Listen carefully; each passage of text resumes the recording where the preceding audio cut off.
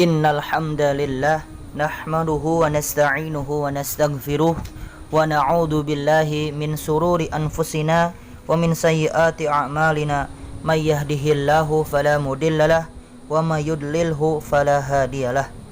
Asyhadu an la ilaha illallah wahdahu la syarikalah wa asyhadu anna Muhammadan abduhu wa rasuluh alladzi la nabiyya wa la rasula ba'dah. Kali ini kita akan membicarakan mengenai kasih tak bertepi. Bila Anda ditanya, siapakah dalam rentangan panjang episode kehidupan yang Anda lalui hingga hari ini yang paling menyayangi Anda? Bagaimanakah jawaban Anda terhadap pertanyaan tersebut? Saya tidak tahu jawaban Anda sebenarnya. Biarlah, memang bukan itu tujuan saya mengajukan pertanyaan itu. Saya hanya ingin mengajak Anda menengok kembali tahapan-tahapan perjalanan hidup Anda. Akan tetapi, baik secara filosofis maupun historis sosiologis, kebanyakan orang sepakat bahwa manusia yang paling tulus dan murni kasih sayangnya kepada kita adalah orang tua kita sendiri, khususnya seorang ibu. Keikhlasan cintanya sungguh-sungguh indah, tak terbantahkan. Dia bukannya jengkel, kecewa, atau marah dengan segala permintaan anak-anaknya, tapi justru senang, bahagia, dan bangga dengan semua kerepotan itu. Seorang ibu akan memberikan seluruh miliknya terhadap anak-anaknya. Dia akan serahkan air mata, darah, dan jiwanya. Bahkan ia mampu menghadirkan sesuatu yang tidak ada untuk buah hatinya jika mereka menginginkannya. Sehingga sikap filantropis cinta kasih sejati termanifestasi dengan sempurna dalam diri seorang ibu. Itulah kurang lebih argumentasi filosofisnya secara singkat.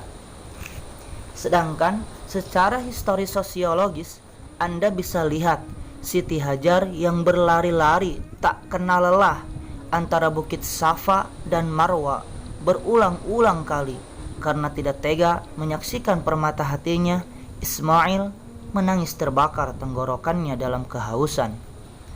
Permohonan, perjuangan, dan rintihan kalbunya mengguncangkan singgasana arsy Allah, sehingga Allah Ta'ala mengeluarkan sumber mata air abadi di bawah sentakan tumit Ismail. Keajaiban pun terjadi, sumur Zam-Zam hadir di tengah-tengah gurun pasir yang tandus. Perhatikan juga Ibu Musa alaihi salam yang tidak rela berpisah dengan anaknya. Maka ia kirim kakak perempuan Musa alaihi salam ke istana Fir'aun agar ia bisa bersatu dengan anak tercintanya, supaya ia tetap dapat menyusui calon nabi besar Bani Israel tersebut. Anda lihat juga Bunda Teresa yang mengabdikan seluruh hidupnya untuk orang-orang lemah, fakir, papa, miskin, dan berpenyakitan. Kendati mereka semua itu bukan anak kandungnya, naluri keibuannya yang begitu luhur dan mulia menggerakkan Bunda Teresa menebarkan kehangatan kasih sayang layaknya seorang ibu kepada anak-anak kandungnya. Bahkan Anda boleh meneliti ibu Anda, ibu saya, serta ibu umat manusia manapun yang Anda jumpai hingga hari ini. Perasaan kasih itu bersifat universal, dimiliki seorang ibu dimanapun dan dari bangsa manapun. Cinta dan kasih sayang mereka begitu autentik, tak tergantikan oleh orang lain. Akan tetapi, kita tetap layak mengajukan sebuah pertanyaan kritis. Apakah benar kasih sayang seorang ibu tak tertandingi oleh siapapun? Dalam tataran horizontal, sesama manusia, kita menjawab positif ya. Namun dalam dimensi vertikal, jika dikaitkan dengan Tuhan, Nabi kita menjawab tidak. Karena sesungguhnya Allah lebih menyayangi hambanya yang beriman ketimbang seorang ibu yang penyayang kepada anaknya. Demikian sabda Rasulullah. Lentera sayang seorang ibu memang menakjubkan. Namun jika kita menengok kasih sayang Allah, cahayanya pudar.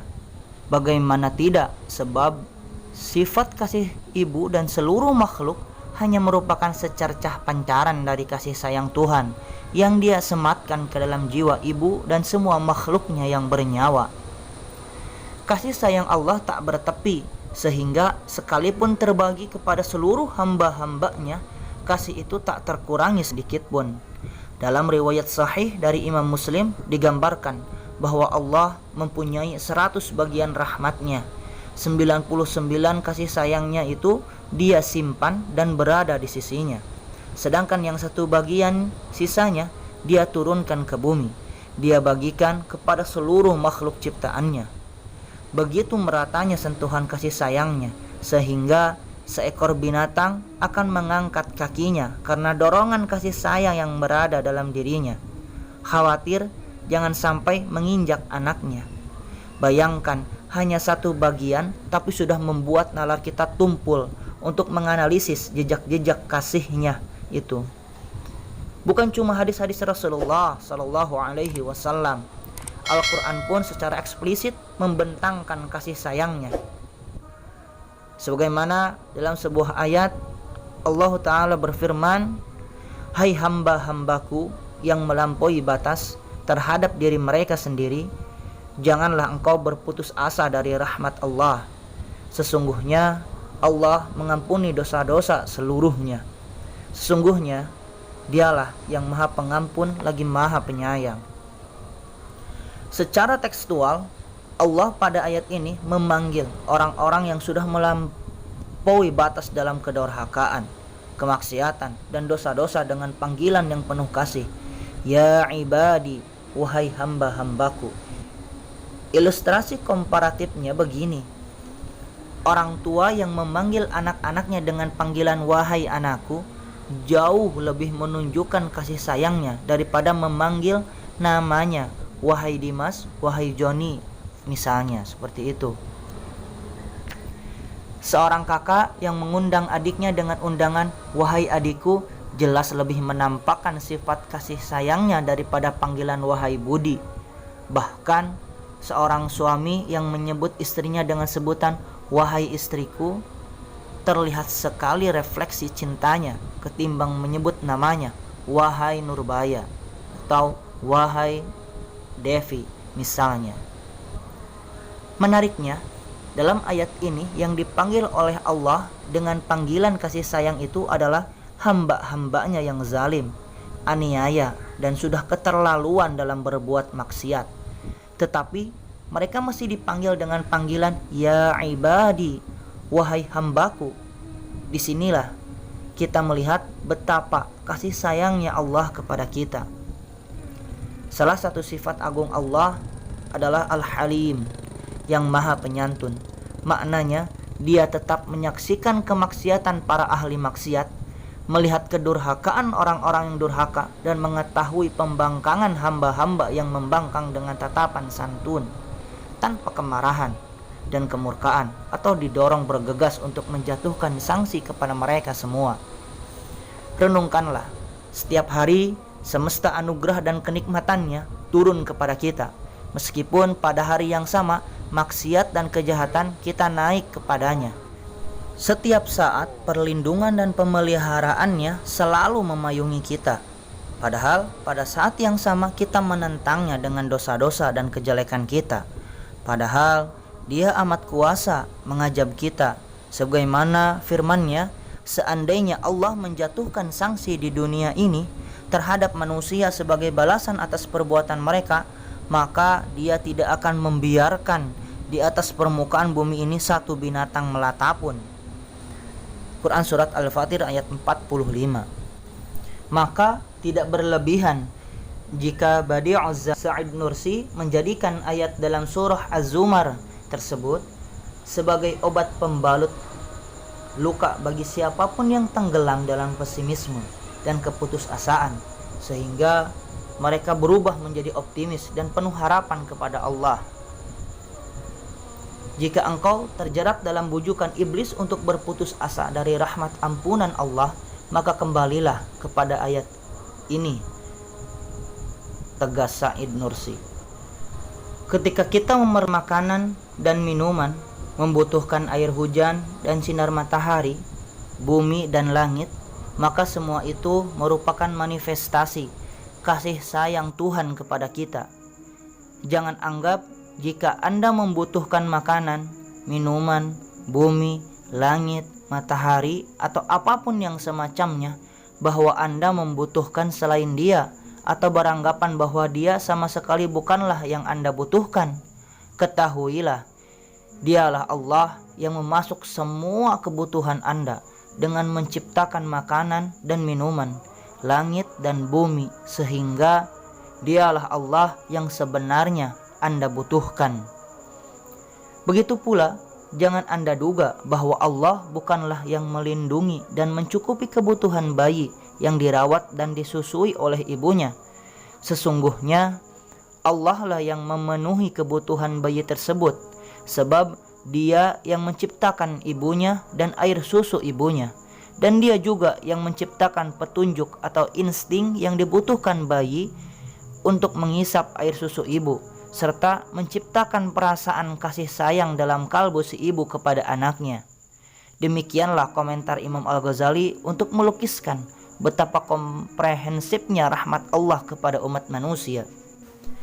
Kalau itu tentang kemurahan, ampunan Allah terhadap kesalahan, kedurhakaan, dan dosa-dosa kita, maka kemurahan kasih-Nya pun meliputi seluruh kebutuhan kita secara tammah wa ammah, secara sempurna dan menyeluruh. Sempurna sebab kemurahan tersebut akan mencukupi kebutuhan mereka yang membutuhkan, dan menyeluruh karena kemurahan itu juga meliputi orang-orang yang patut menerimanya dan orang-orang yang tidak layak menerimanya, yang mencakup dunia dan akhirat, serta meliputi keperluan dan kebutuhan yang paling sederhana dan karunia-karunia yang bersifat khusus pada mereka. Tidak berhenti di situ, kemurahan kasih sayang Allah tercurah pula terhadap orang-orang kafir.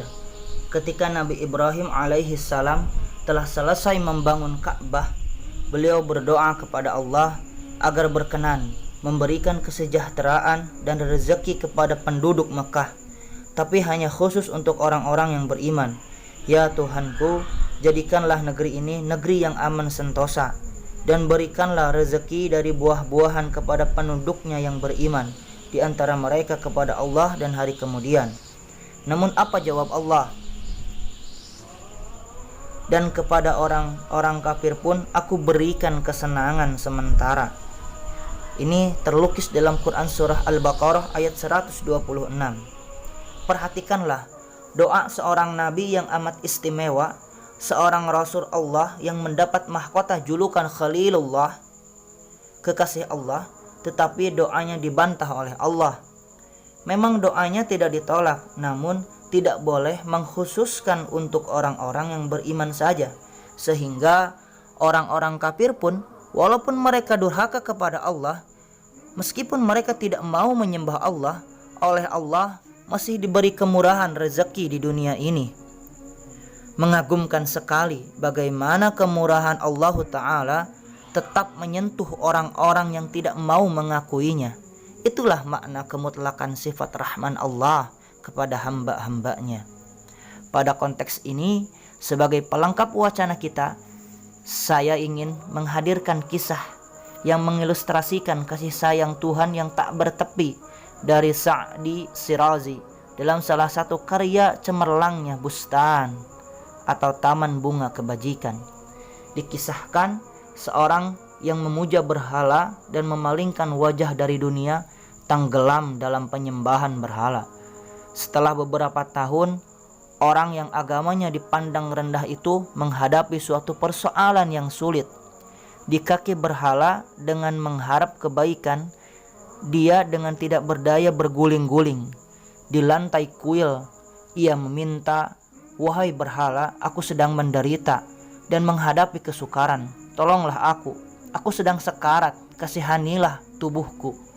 Beberapa saat lamanya ia berkeluh kesah dalam kebaktiannya itu, tetapi sang berhala tidak menjawab sedikit pun atas permohonannya. Bagaimana mungkin sebuah berhala menyelesaikan urusan penting seseorang, sedangkan ia tidak mampu memukul seekor lalat pun dari wajahnya? Dia kebingungan dan berkata, "Wahai makhluk yang kakinya terikat dalam kesalahan, aku telah memujamu bertahun-tahun dalam kebodohan. Selesaikanlah persoalan penting yang kuhadapi. Jika tidak, aku akan menanyakannya pada Yang Maha Kuasa." Wajahnya masih kotor dengan debu karena sujud di hadapan berhala itu ketika Tuhan Yang Maha Suci mengabulkannya. Seorang yang saleh heran mendengar hal tersebut karena waktu yang selama ini dipergunakannya untuk beribadah menjadi tidak sia-sia. Ia berkata, seorang yang kotor, licik dan sesat, kepalanya mabuk dengan anggur dari kedai minuman, tidak membersihkan hatinya dari keimanan yang sesat, tidak pula mencuci agamanya dari kekafiran, tetapi Tuhan mengabulkan keinginannya yang dia minta. Hati orang soleh itu tenggelam dalam kebingungan saat firman suci Tuhan datang ke telinga hatinya dan berkata, lelaki tua yang tidak bijaksana di hadapan berhala, ia berbicara banyak, akan tetapi permohonannya tidak diterima. Jika dia juga ditolak di istana kami, maka apa bedanya berhala itu dengan Tuhan?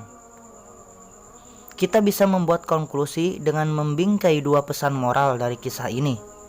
Pertama, kita hendaknya senantiasa memperhatikan, mendambakan, dan bergantung pada kasih sayang Allah semata.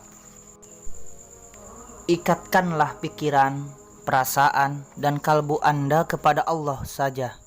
Jangan kepada yang lain, apapun bentuknya atau siapapun orangnya.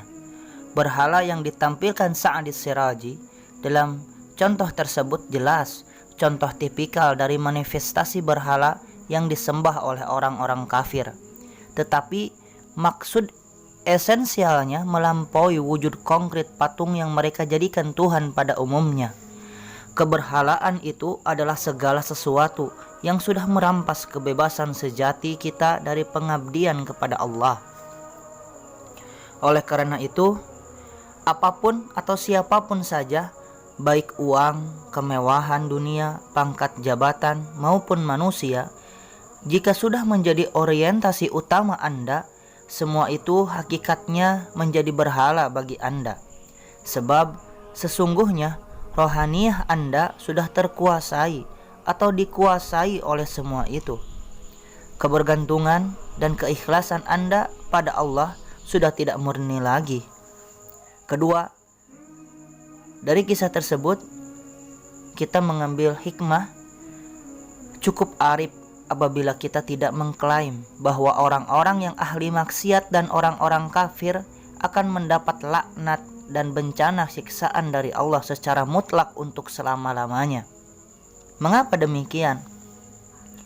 Di samping kita tidak tahu pasti bagaimana akhir kesudahan mereka, apakah akhir hayatnya bertemu su'ul akibah, kesudahan yang buruk, atau husnul akibah, kesudahan yang baik. Rahmat kasih sayang Allah tidak bertepi dan tak terdeteksi oleh siapapun juga. Boleh jadi orang-orang durhaka dan kafir itu mempunyai kebaikan yang dicintai Allah, sehingga rahmatnya melindungi dan membawa mereka mencapai husnul khatimah, sebagaimana wacana di atas. Sungguh, kasih sayang Tuhan tak bertepi. Akhirnya, izinkan saya mengutip pandangan seorang ulama arif billah yang patut untuk kita renungkan. Jangan engkau mencela orang lain dalam hatimu, sekalipun ia orang kafir. Mungkin saja cahaya fitrah dalam hatinya akan memberinya hidayah, sementara penghinaan dan cacianmu kepadanya membawamu menuju akibat yang buruk. Amar ma'ruf dan nahi munkar atau menganjurkan kepada kebaikan dan mencegah keburukan berbeda sama sekali dengan penghinaan dalam hati. Janganlah pernah mengutuk orang kafir yang tidak diketahui keadaannya saat ia meninggalkan dunia ini. Mungkin saja mereka meninggalkan dunia setelah mendapatkan hidayah, sehingga kekuatan rohaniyah mereka dapat menghalangi kemajuan rohaniyahmu sendiri. Yang pasti, kisah tersebut mengajarkan kita untuk selalu mengharapkan kasih sayang Allah yang tak terbatas, yang tak bertepi, sekaligus bersikap rendah hati terhadap setiap makhluknya sebagai sesama manusia dan hambanya. Assalamualaikum warahmatullahi wabarakatuh.